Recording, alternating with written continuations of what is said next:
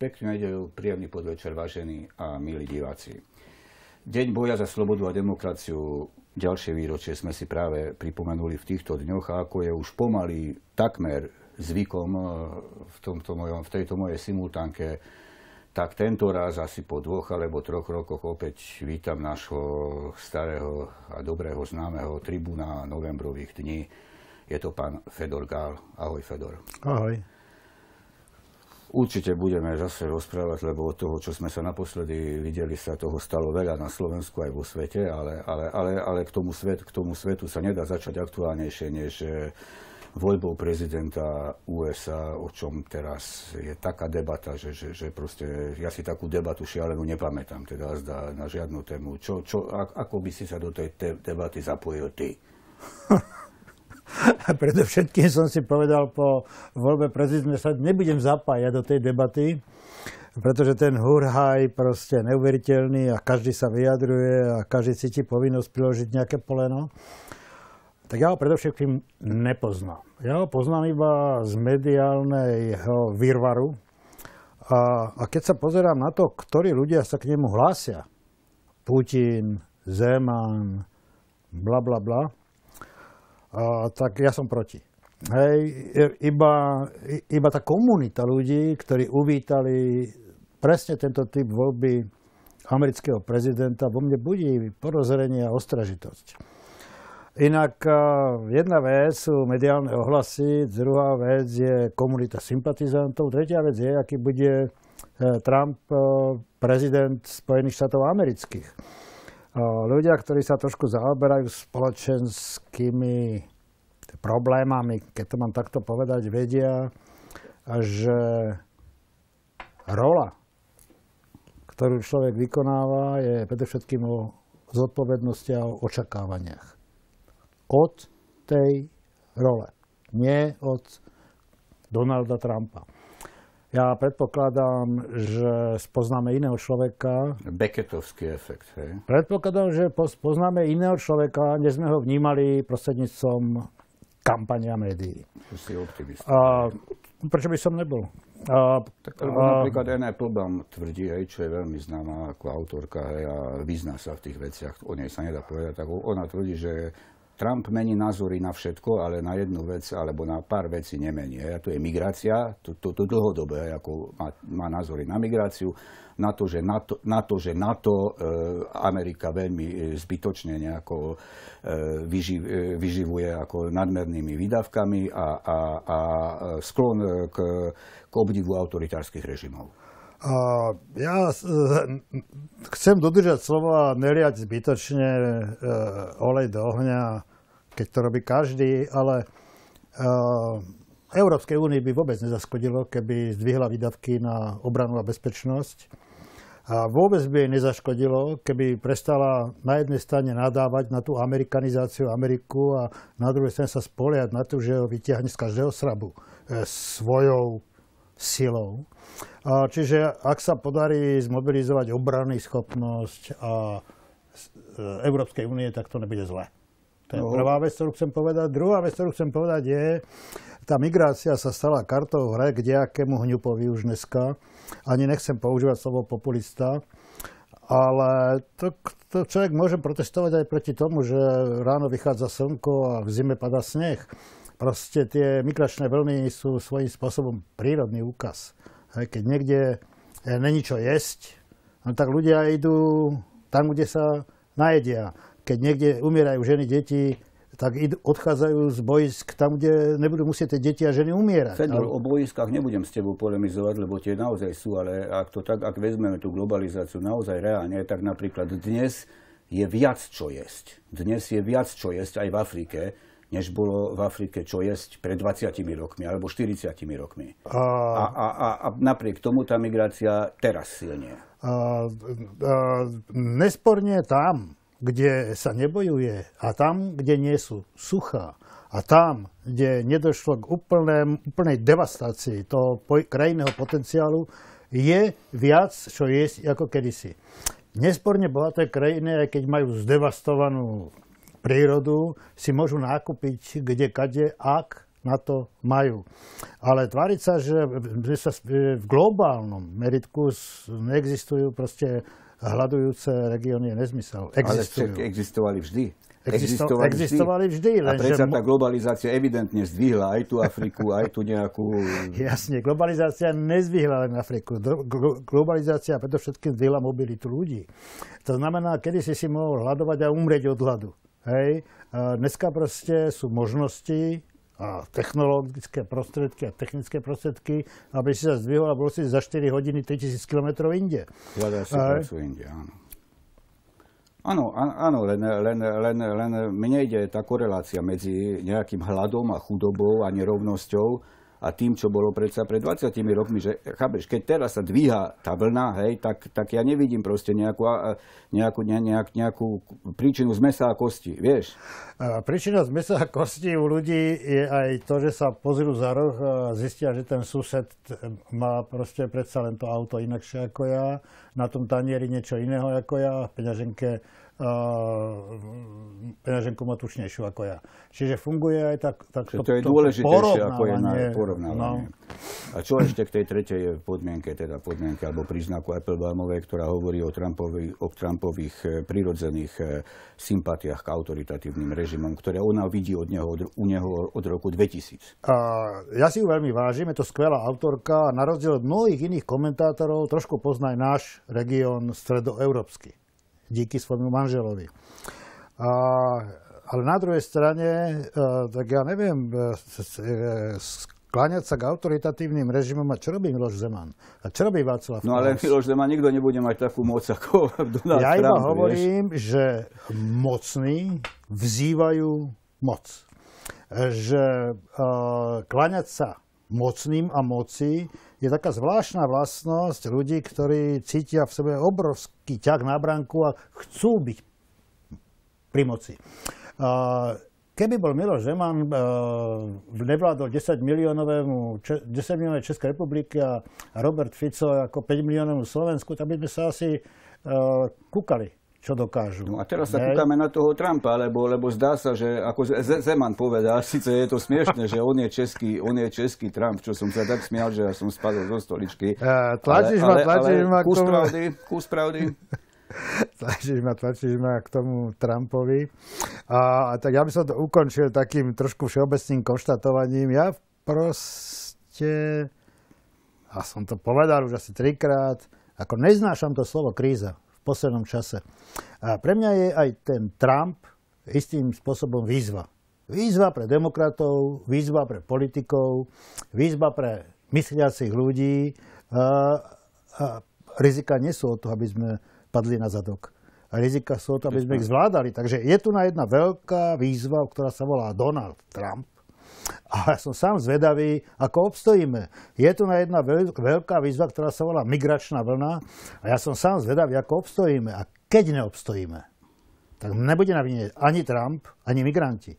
Budeme na vine my sami, že nedokážeme čeliť rizikám. Že sme si sadli na zadok pred nimi. No ja toho Trumpa teda vnímam, ty si zatiaľ nevyslovil to meno, ale ho vnímam teda v kontexte takej tretej výzvy, ktorú je Vladimír Putin. Jasne, Vladimír Putin, však to sa skloňuje správa zľava každý deň. Vladimír Putin je reálne riziko. Je reálne riziko pre nás, je reálne riziko pre Strednú Európu, je reálne riziko globálne. Povedal by som, že je to riziko, ktoré ja vnímam ako väčšie ako treba ten čínsky faktor. O žltom nebezpečí sa hovorí celý môj život, ale ešte som ich nevidel v tankoch a s raketami na cudzom území. Aby som to povedal takou skrátkou. Oni si skôr kupujú ten svet, zatiaľ čo Putinová stratégia je ten svet dobíjať a potom ho vyťažovať. Z toho mám fakt strach. A nebol by som rád, keby sa mu to podarilo. A tá moja nádej, pretože žijem v Čechách a tam tých rusofilov, ale to aj na Slovensku, v Poľsku, v Maďarsku je koľko chceš. A tá moja nádej sa volá, bude to znieť možno strašne blbo, ale však prečo som to nepovedal, ruská opozícia. Veď Teraz si prekvapil, lebo teda tá opozícia je zo všetkých správ. Ja som teda tam v živote nebol, ja sa k tomu priznávam, aj keď sa mi všetci smejú, ja som v živote nebol v Rusku. Ale teda nemám skúsenosť nejakú takú, síce už teraz môžeš mať všelijaké z internetu, ale údajne tá ruská opozícia je predsa nula. Tam reálna opozícia nie je. Nula je to, čo my vieme. My nevieme proste, čo sa deje pod to pokrývkou. My nevieme, čo sa deje za tou oponou. My nevieme, koľko z nich sedia v basách. My nevieme, akým spôsobom spolu vytvárajú siete. Ale ja keď v poslednom čase milujem jedno nové nakladateľstvo slovenské, ktoré sa volá Absint, a vyšlo tam niekoľko kníh Svetlany Alexejevičovej. To sú dokumentárne záznamy atmosféry medzi ruskými ľuďmi. Tí ruskí ľudia, obyčajní ľudia sa nám strašne podobajú. Sú veľmi ako my. A sa pýtam sám seba, dokedy to chcú vydržať takto. Pod týmto tlakom. No tak tá legenda hovorí, že Rusi znesú všetko. No tak všetko neznesú. Všetko neznesú. To je povedal by som, ako sa to traduje ako národná črta. Všetko neznesú aj preto, čo sme hovorili pred chvíľkou. Je tu ten faktor tých informačných technológií. Môžu porovnávať dnes sami seba so svetom, čo nemohli ešte pred 15-20 rokmi. 30 určite nie. A môžu byť účastníkmi globalizácie a môžu byť sami migranti. Vieš, koľko žije v Prahe ľudí z bývalého Sovietskeho zväzu? Ktorí si to môžu dovoliť. Ja poznám ľudí, ktorí majú 2 vysoké školy a upratujú. A v krčmách. Hej? A čistia záchody. A ich jediným motivom je proste, aby ten môj synček a dcera proste raz viedli normálny život, aby chodili do školy a žili normálne. Dobre, ale ja si myslím, že takých Rusov nie je väčšina, mala by byť aspoň nemám to spočítané, aj sa do toho nechcem púšťať, aspoň relevantná menšina. By som mudroval o veciach, o ktorých naozaj neviem až tak moc. Hovorím intuitívne. Čo vnímaš ako také niečo nové? Alebo niečo na Slovensku teraz, ako niečo na Slovensku, čo si ešte nikdy, povedzme, pri takýchto príležitostiach 17. novembru nehovoril a teraz by si to mal chuť povedať. Keď by som mal povedať teraz chuť niečo takého, čo by som ešte nikdy nepovedal, no tak to by som teda bol veľký kúzelník, pretože ja sa rozprávam prebežne s ľuďmi, s ktorými som si blízky, s kámošmi. Ale myslím tak verejne. Aj verejne som to povedal, ale boh aký úspech som nemal. Tak predovšetkým si myslím, že teraz sa deje niečo dosť zásadného. Dochádza k generačnej obmene. Muži a ženy novembra 89 odchádzajú. Niektorí sa bránia zubami, nech tam by neodišli, ale nie je to dobré. Proste áno, je pravda, že tá nová generácia, ak to mám takto povedať, tak pateticky, stojí na chrbtoch týchto mužov a žien novembra 89. A teraz nemyslíš ako nejakú politickú elitu, ale myslíš aj tých, myslím jednu celú generáciu ľudí, ktorí istým spôsobom vytvárali ten étos novembra 89. Zďaleka to neboli všetci občania slovenskej tvoju a moju generáciu. Áno. A tá generácia, ktorá ich bude mať vystriedať, či chcú alebo nechcú, pretože mnohí z nich nechcú ani za Boha, stojí síce na ich ramenách, ale vidia úplne nový svet. Vidia úplne iné výzvy, vidia inú krajinu, iný svet. Vidia ho tak, ako už tá naša generácia nie je schopná nielenže vidieť, ale nie je schopná ani flexibilne, pružne a adekvátne reagovať na ten nový svet. Toto ja považujem za vec, ktorá sa teraz deje. Moji kámoši mi často hovoria, že som iluzionista, pretože kto donúti Fera Šebeja alebo Varenkoho, aby dobrovoľne odišiel do dôchodku z politiky. A kde máš záruku, ale nemyslím len Fera Šebeja, aby to neznelo blbo. Myslím istý typ. Tak mnohí už odišli z tej politiky. Tak niektorí aj zomreli, ale tá druhá taká tá skeptická poznámka hovorí, a odkiaľ bereš istotu, že tá nová generácia sú proste iní ľudia. Odkiaľ bereš istotu, že tam bude menej populistov, že tam bude menej hajzlíkov, že tam bude menej korupcie, že tam bude menej zlého a negatívneho. No tak takúto istotu samozrejme nemám. Mám iba jednu istotu, ktorú mám odpozorovanú z terénu, a to je tá, že tá generácia našich detí vie viac. Tá generácia našich detí má lepšie vzdelanie ako my. Tá generácia našich detí ovláda lepšie jazyky ako my. Tá generácia našich detí je komunikatívnejšia, ako sme boli my. Ale samozrejme, že nie som hlupák, aby som si myslel, že medzi generácií našich detí je nejak inak rozložené charakterové vlastnosti. Hej, že tá osobá krivka, že je nejaká iná. To je iná káva, to sú sociologické konštanty a tie sú rovnaké stáročia a tisícročia. No ale nie napríklad, tak keď zostaneme v tej slovenskej politike, tak tu určité odovzdávanie tej generačnej štafety prebieha už niekoľko rokov a tu už sú ako nové tváre, ktoré boli také deti, keď ty si ako stál na tej tribúne, alebo teda boli v puberte. Čo na nich hovoríš? No však tie reálne... Ako na koho? Teraz som čítal, ja pravidelne, keď sa ráno zobudím, mám taký zlý zvyk, že prvé, čo urobím, je, že si uvarím kávu, dám si cigaretu a pozrieť sa, čo je nového na internete. A keď sa pozerám, čo je nového na internete, tak si otvorím jedno alebo dve aj slovenské médiá a začítam sa. Do N-ka napríklad. Hej. A tam som čítal včera, alebo predvčerom, rozhovor s jedným chlapcom, ktorý sa venuje startupom a možno, meno som zabudol. A uvažuje o tom, že je čas do tej politiky nastúpiť. A uvažuje o tom ako človek, ktorý nevidí v politike ako prebendu a korito.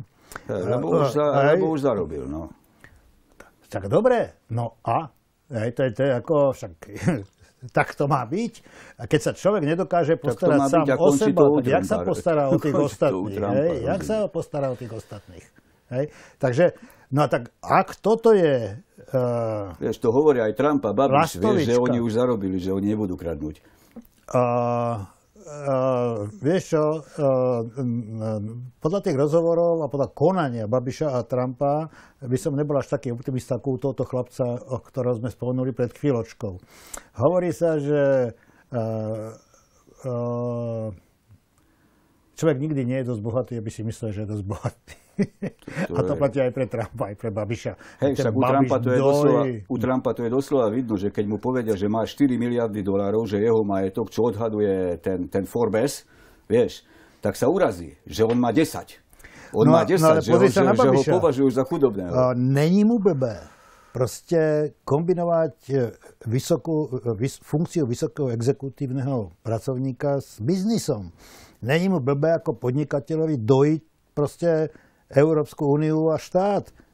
To sú proste nehorázne veci, ale aj o tomto sme hovorili, že to je skôr deficit charakteru ako niečo iné.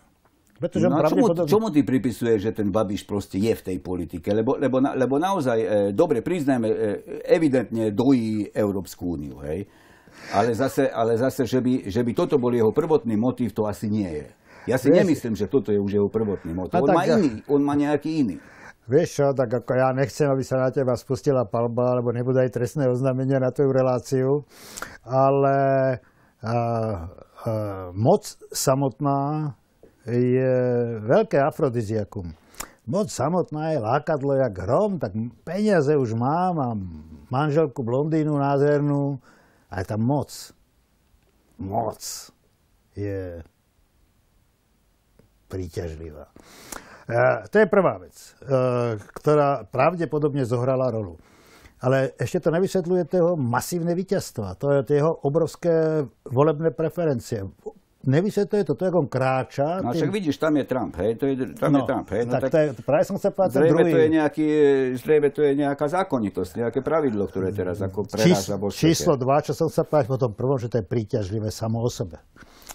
Ten faktor 2 je proste duch našej doby. A toto sú ľudia, Babiš, není náhodou, že Babiš má špičkovú americkú agentúru na kampane. A není náhodou, že ten Trump zvíťazil v podstate v tom virtuálnom svete sociálnych sietí. Hej? Ale pozor, Clintonová mala vraj o mnoho lepšiu, ako bohatšie financovanú kampaň. Ale nevyužívala tak tie alternatívne komunikačné siete. To analýzy hovoria jednoznačne.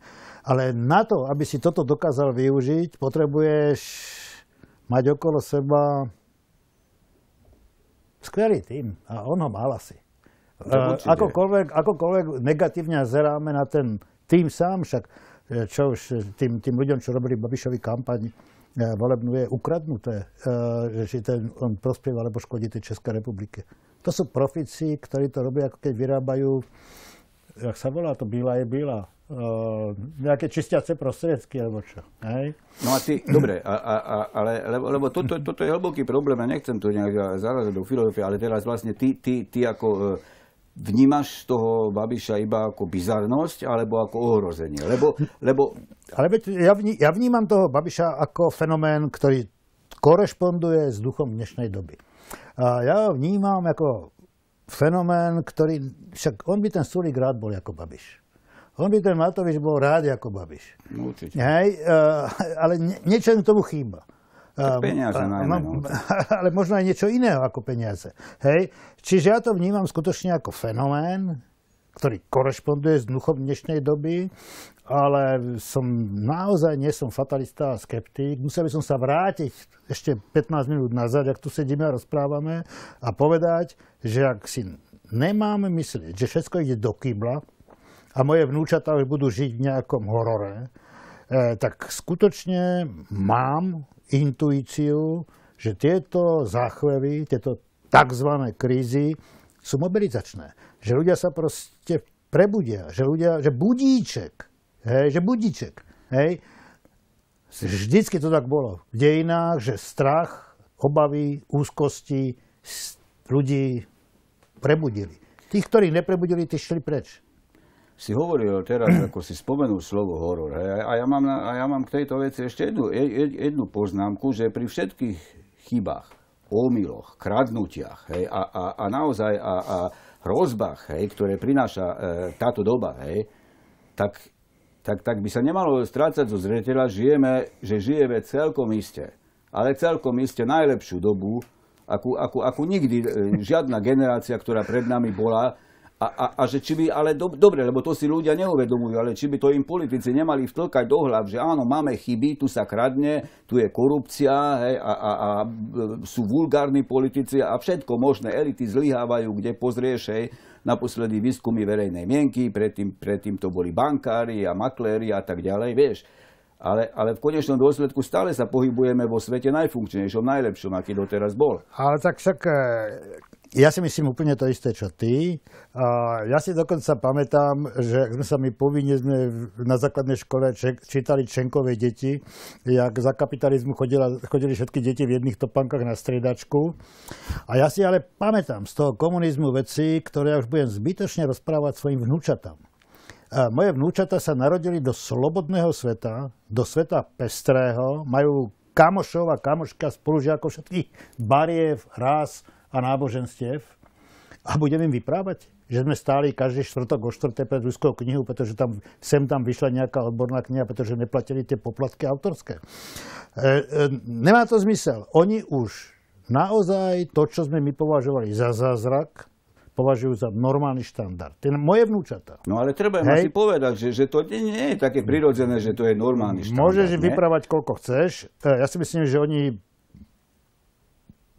na tých našich ramenách, jak sme hovorili na začiatku, vidia ten svet nových výziev. A tie výzvy dajú zabrať.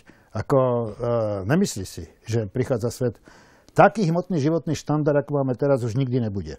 To znamená, Prečo si myslíš? Ja som o tom presvedčený. Budú sa musieť naučiť niečomu, čo je hrozne dôležité pre život, a to je skromnosť a pokora. Prečo si myslíš, že taký hmotný štandard už nebude?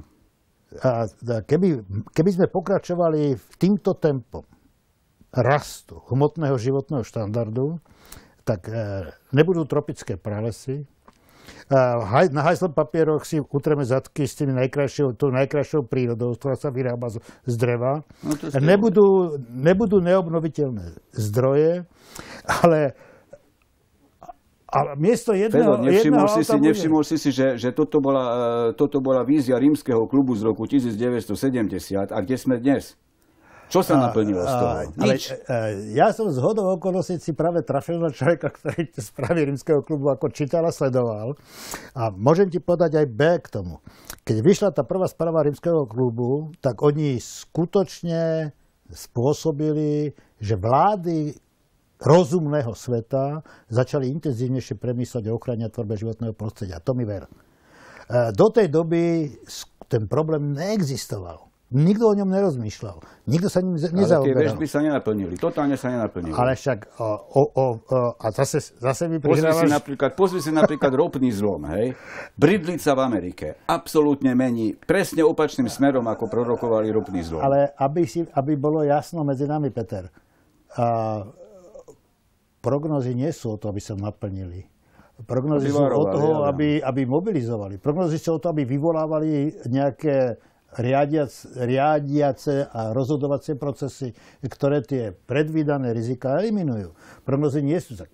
Tak predstav si, že oni v 72. roku vyšla prvá správa rímskeho klubu, že v roku 2050 klesne kvalita života až ku dnu. Tak predstav si, že by sme od 72. sedeli na zadku a čakali, až vymreme. Tak proste to nejde. Od toho sú tie prognozy, aby mobilizovali. Dobre, diváci by mi to neodpustili, ale posledná otázka, lebo sa blížime k záveru, sa bude týkať tvojich nasledovníkov na slovenskej politickej scéne.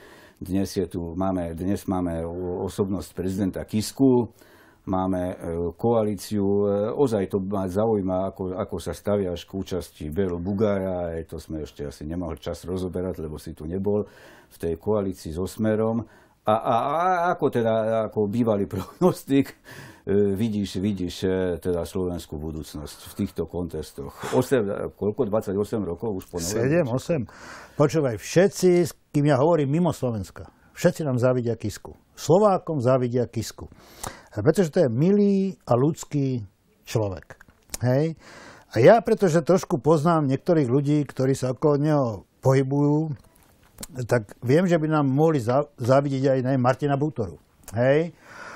Pretože to je jeden kultivovaný, mysliaci človek s obrovským rozhľadom. A keď sa ma pýtaš za generáciu tých našich súputníkov z 89.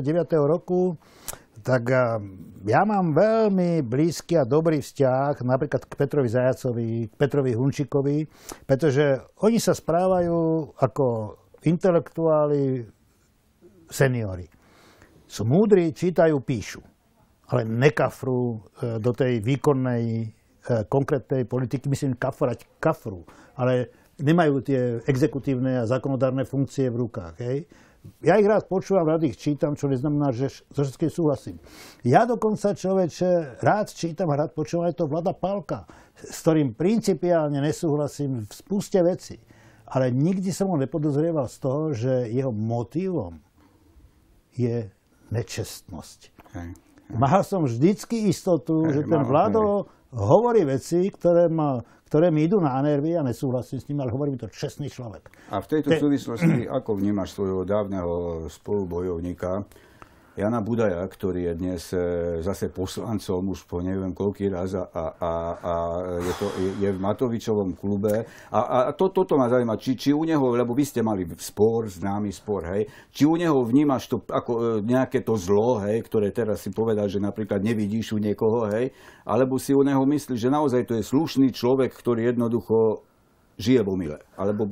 Nežije vo mile. A Jano Budaj je snáď jediný človek, o ktorom môžem povedať, že by som ho najradšej škrtol zo svojho života a zabudol na to, že existuje. Pretože on systematicky kadí, sa hovorí v Čechách kadí, na etos novembra 89. Všetky jeho texty, všetky jeho verejné vystúpenia sú neuveriteľné dezinformácie. Neuveriteľné. Čo už ľudia zabudli, že on neprešiel lustráciami? Čo ľudia nevedia, že on pomáhal tomu Mečiarovi k moci? A že vlastne bol spoluzakladateľom HZDS a Spiritus Agens rozpadu verejnosti proti násiliu. A toto všetko, a ja dneska čítam kdesi v médiách, jak on sa tvári ako jediný spravodlivý. Pokiaľ budem môcť hovoriť a písať, tak strašne rád by som pripomínal, že étos Novembra stojí na iných princípoch, než sú tie, o ktorých on hovorí. No áno, ale jeho rola tam bola značná vtedy. Ako vnímaš proste, že jednoducho... Bol to tribún. Bol to človek, ktorý mal obrovské zásluhy za komunizmu. A teda ak škrtnem to, že nevieme, čo robil ako agent štátnej bezpečnosti. No ale bol to človek, ktorý sa proste rozlúčil s tými ideami, ktoré ja považujem za sveté. Hneď pri prvých slobodných voľbách roku 1990. Dobre, Fedor, ja ti teraz už musím pekne poďakovať, lebo sa nám blíži záverečná. A verím teda, že sa ešte takto, aspoň na 17. novembra ešte takto stretnem. Aj keď si niekde povedal, že ty už nebudeš nikde vystupovať v médiách, ale verím, že tu ako ešte prídeš na 17. novembra. A kerry rok. Tak, kerry rok. Však uvidíme. Ďakujem, Fedor. Vážení a milí diváci, toto bol Fedor Gál, jeden z hlavných aktérov novembra 1989. Ja vám v tejto chvíli už ďakujem za všetku pozornosť, ktorú ste nám venovali a prajem pekný zvyšok dňa. Dobrú noc. Dobrú noc.